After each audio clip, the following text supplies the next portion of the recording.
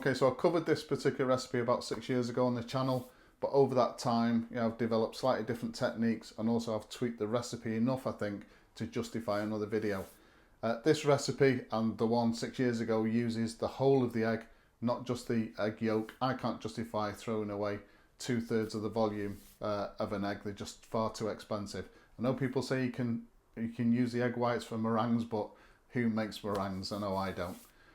So what we'll do is I'll give a full list of the ingredients at the end of the video in a format where you can pause the video, screenshot that list and download it if you like. But let's have a look at those ingredients now and any other equipment we're going to need for today. Right, for the ingredients, I've got a pack of ready rolled puff pastry. As we're using a teaspoon of vanilla extract, litre of milk, 4 medium free range eggs, 200 grams of caster sugar, 150 grams of corn flour, 150 grams of icing sugar. On the equipment side, I'm going to be using a baking tray, some baking paper or greaseproof paper. Need a fork, a rolling pin, and just a little bit of plain flour. So first thing we're going to do, on a clean work surface, I've just put a tiny bit of this plain flour down. When it comes straight out of the pack, especially this particular make, I think it's from Aldi, it's a bit too thick. So if we leave it like this, what will happen is it will puff up too much. So what I've done in the past is I've put a tray on top in the oven. But again, due to some of the comments, which I really appreciate, the puff pastry in the last video just looked a little bit pale. So doing this, we don't have to put that tray on the top. So I'm just taking it down by probably 1 millimetre, if that.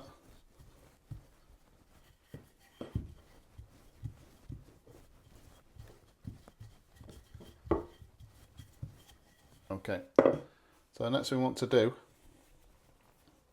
is we want to fold this over just to find where the centre is,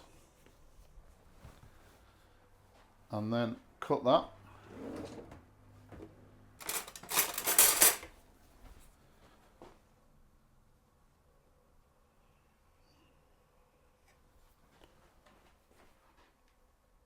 Next thing to do, I've got some greaseproof paper on that oven tray. I've also put the oven onto 180 degrees centigrade to preheat.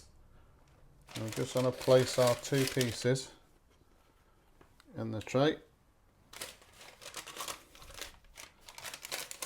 Get those arranged properly. Next thing we want to do is to take our fork and just go through both pieces of pastry. This will ensure, along with the just rolling it out a little bit thinner, will ensure that the puff pastry doesn't puff up too much. You want it flaky rather than sort of puffed up, and this will allow a lot of the air to escape. Okay, so this now goes into that preheated oven, the centre of the oven, for about 10 to 15 minutes. So while the puff pastry is baking in the oven, we can start to make the custard. So we want to combine the corn flour and the caster sugar together and mix that in well.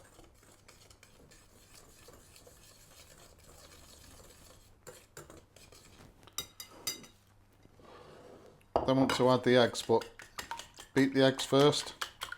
It just means they'll combine a lot better.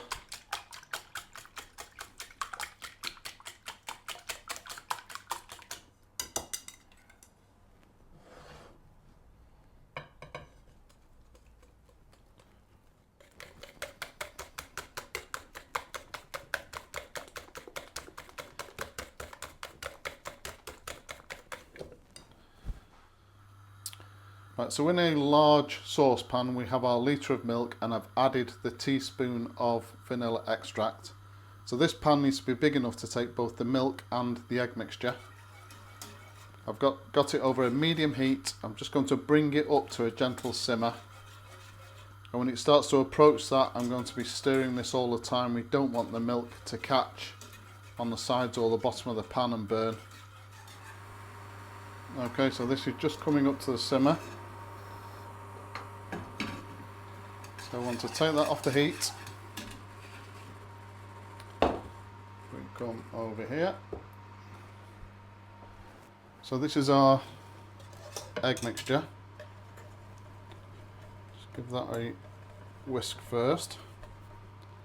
And then we want to take a ladle and just 2 ladles of this hot milk into the egg.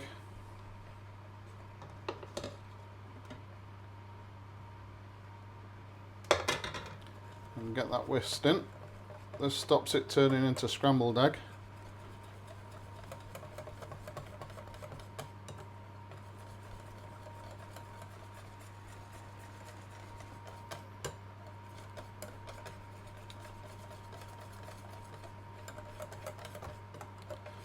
And then once we've combined all of that, next thing to do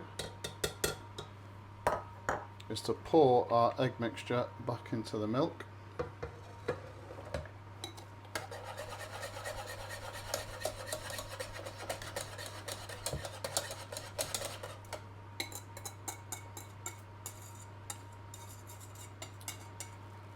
And this is now going to go back onto a low heat.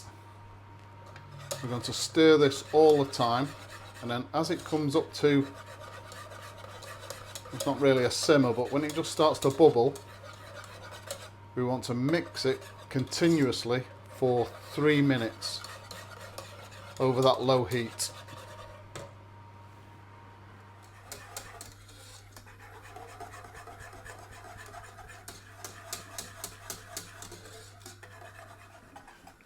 Okay, so this has started to thicken up nicely.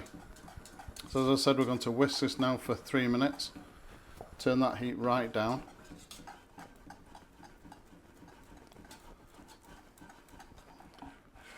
Okay, so turn the heat out.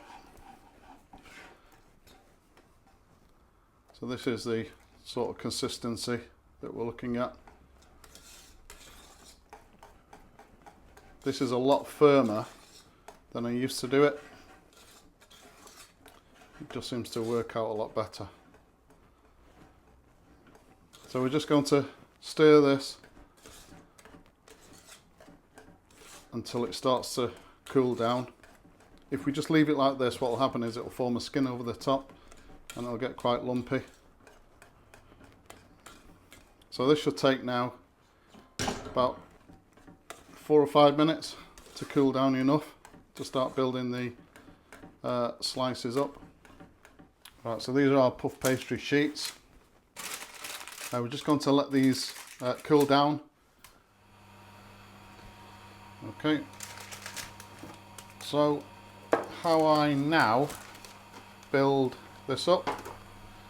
So I've got a disposable foil tin. These are about 30p each.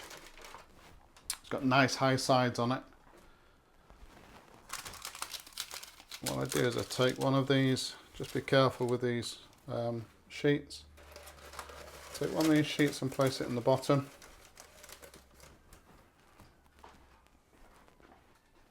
Let me just move this camera to one side.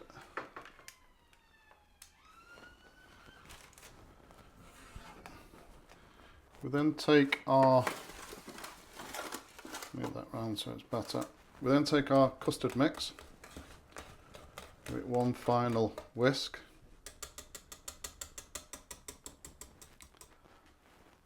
Move that to one side. And then we just start to put the custard on top of the first puff pastry sheet. This is still probably a little bit too warm, but just for the sake of wanting to get the video done. I just find this a lot better method than what some people do, where they actually leave the custard mix in the fridge to cool down. I've tried that, it's just, for me anyway, almost impossible to get it onto the pastry sheet.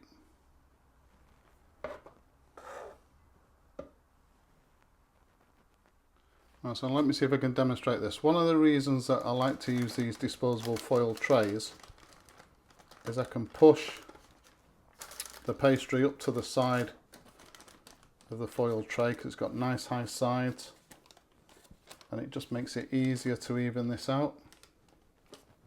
And the same at the back.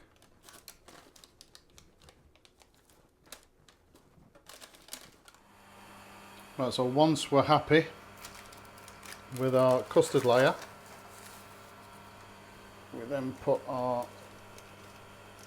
second layer of pastry over the top.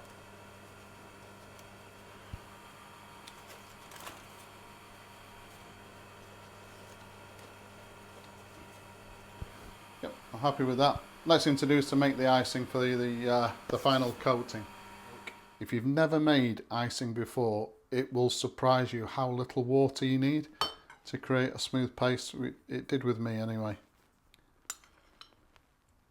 So I'm literally just going to add a couple of tablespoons of cold water to begin with, and then mix that in.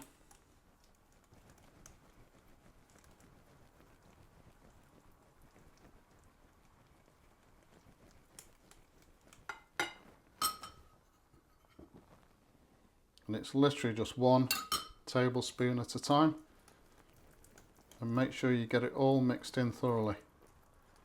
As I say, it will go from a very dry mixture to a very wet mixture quite quickly.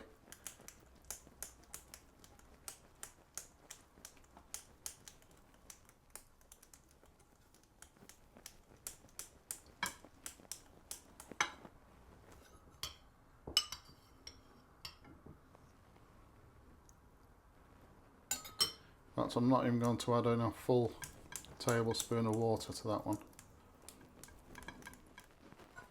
And now it's just simply a case of spreading the icing all over our delicious vanilla custard slice.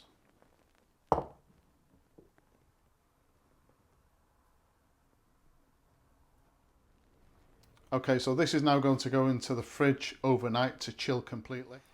Right, so let's see what we've got here. The beauty about these disposable aluminium trays is that we can cut them and actually fold down the sides to get really good access. Right, so I'm taking a very sharp serrated knife. Just going to tidy the edge up.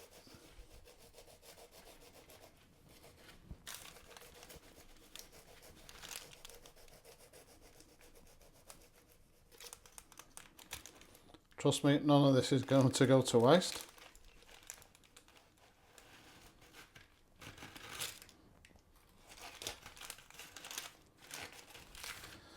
So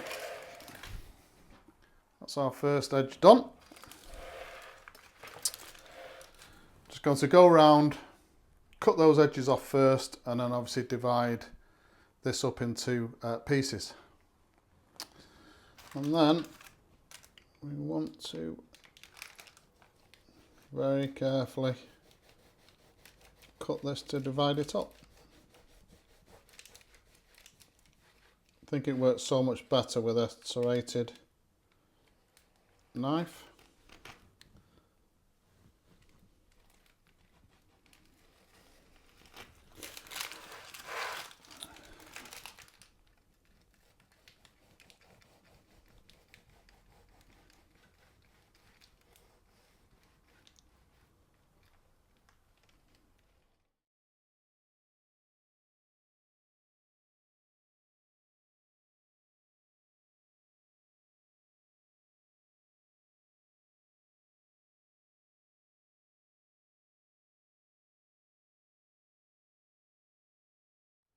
So there you go, vanilla custard slice. It is one of my all-time favourite desserts.